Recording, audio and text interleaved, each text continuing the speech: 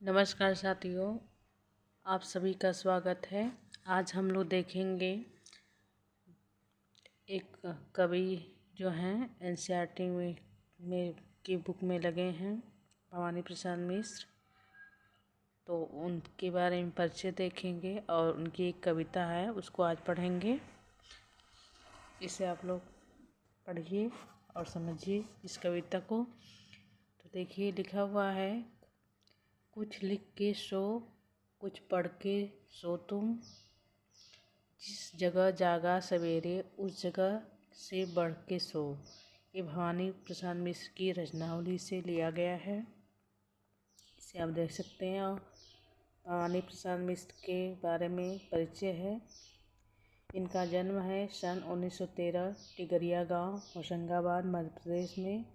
और इनकी प्रमुख रचनाएं हैं सतपुड़ा के जंगल, सन्नाटा, गीतफरोश, चकित है, दुख, बुनी हुई रस्सी, खुशबू के शिलालेख, अनाम तुम आते हो, इदम नमम आदि। ये सभी इनकी प्रमुख रचनाएं हैं और प्रमुख सम्मान इनको मिला है साहित्य अकादमी, मध्य प्रदेश शासन का शिखर सम्मान और दिल्ली प्रशासन का गालिब पुरस्कार एवं पद्मश्री से अलंकृत किया गया है।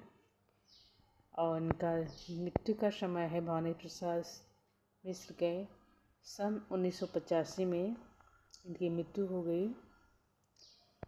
और इनके बारे में और देख सकते हैं।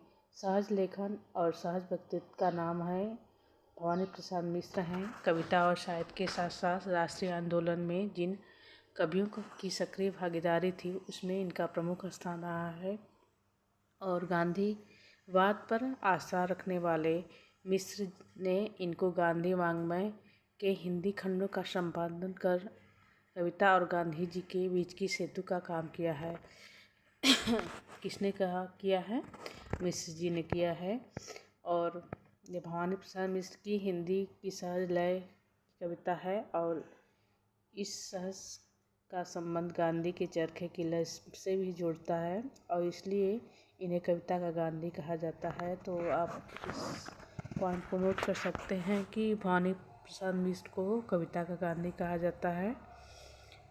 मिश्र जी की कविताओं में बोलचाल के गद्यात्मकता के से लगते वाक्य विन्यास को ही कविता में बदल देने की अद्भुत क्षमता है। इसी कारण उनकी कविता सहज और सुख से अधिक करीब है। भवानी प्रसाद मिश्र जिस किसी विषय को उठाते हैं तो उसे घरेलू बना लेते हैं। जैसे आंगन का पौधा, शाम और दूर दिखती पहाड़ की नीली चोटी भी जैसे परिवार का एक अंग हो जाती है।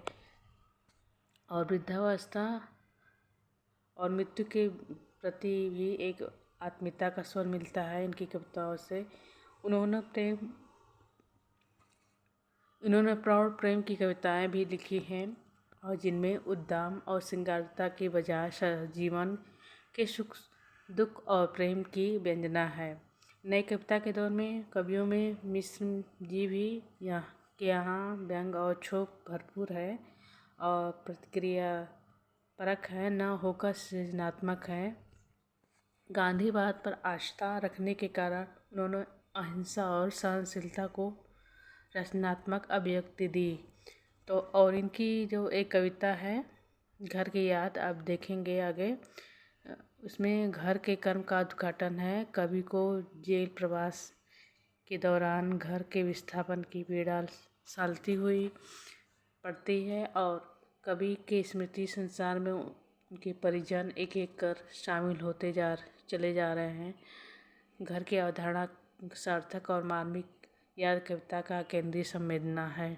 तो आप कविता पढ़ के समझ सकते हैं। इसके आगे मैं कविता पढ़ती हूँ, आप भी इसको पढ़िए और देखिए। जब भवानी प्रसाद मिश्र जेल में आए तो उनको घर की याद आ रही है, तो कैसे वो कल्पनाएं उनके अंदर जाग रही है, वो महसूस कर रहे हैं कि घर में उनके कैसे कैसे क्या हो रहा है, कैसे चल रहा है। तो वही देख रहे हैं। आज पानी गिर रहा है, बहुत पानी गिर रहा है, रात भर गिरता रहा है, प्राण मन गिरता रहा है, बहुत पानी गिर रहा है, घर नज़र में तिर रहा है, घर की मुझे दूर है जो, घर खुशी का पूर है जो। तो भाई घर सबको अच्छा लगता है। घर के बारे में कभी याद करके अपने मन को कैसे तसल्ली दे रहा है। घर में 4 भाई, मायके से में बहन आई बाप के घर, हाय रे परिताप के घर। कभी यही मन में दुख की कर रहे हैं, दुख हो रहा है कि वो इस समय घर पे नहीं है। सभी लोग मौजूद हैं लेकिन मैं नहीं हूँ, 4 भाइयों में मैं नहीं हूँ। तो यही कभी सोच सोच के घर की याद कर रहे हैं।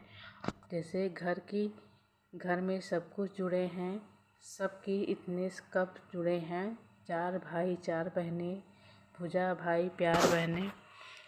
और आज गीता पाठ करके, दंड 260 करके, खूब मुद्गर हिला लेकर, मूठ उनकी मिला लेकर, जब कि नीचे आए होंगे, नैन जल में छाए होंगे, हाय पानी गिर रहा है, घर नजर में तिर रहा है। 4 भाई 4 बहनें। इधर देखिए कहाँ चला गया।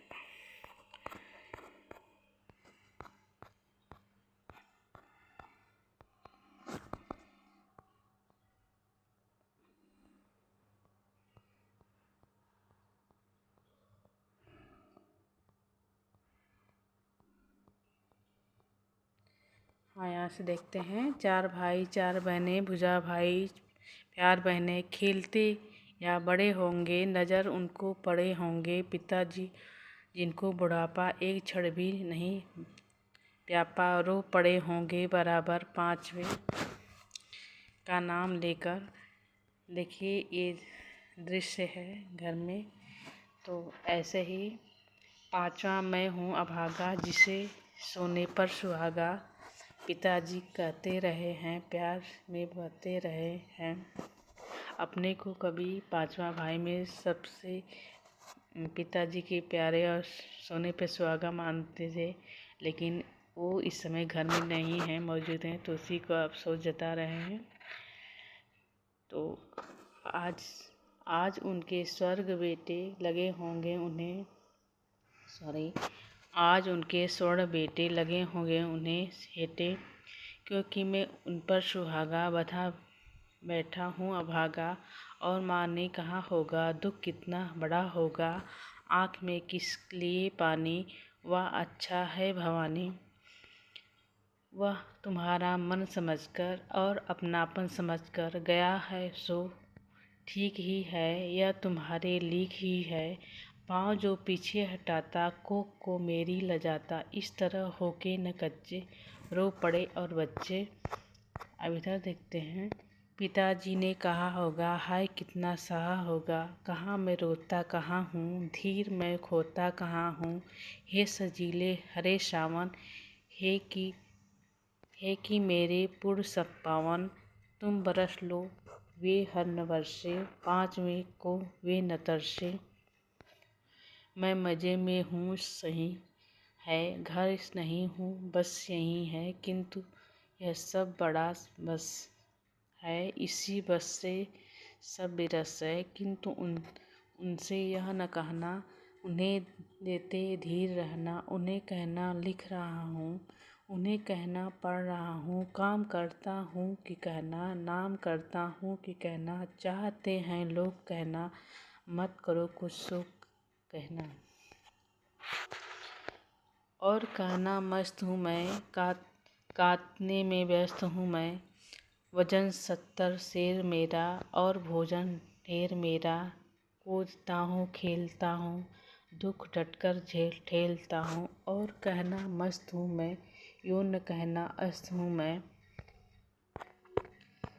हाय रे ऐसा न कहना कि वैसा न कहना, कह देना जागता हूँ आदमी से भागता हूँ, कह न देना मौन हूँ मैं, खुद न समझूँ कौन हूँ मैं, देखता कुछ बक न देना, उन्हें कोई शक न देना। हे सजले हरे सावन, हे कि मेरे पुर पावन, तुम बरस लो वे न बरसे, 5वें को वे न तरसे। देखिए ये सब पंक्तियाँ हैं और इसमें शब्द अर्थ है। जैसे जैसे नजर में तीर रहा है तो आँखों में तैर रहा है वो दृश्य देखकर कवि। और पूर्ण है जो का इसमें अर्थ दिया गया है, वह घर है जो परिपूर्ण है यानी खुशी से भरा पूरा है। परिताप अत्यधिक दुख है। नवनीत मक्खन, हिट्टी मतलब गौड़हीन और लीक परंपरा। तो इतना आप देख सकते हैं और इन कविताओं को पढ़ सकते हैं। ये सहज भाव है, इतना आप समझ सकते हैं। आप मिलते हैं अगले वीडियो में, तब तक के लिए धन्यवाद।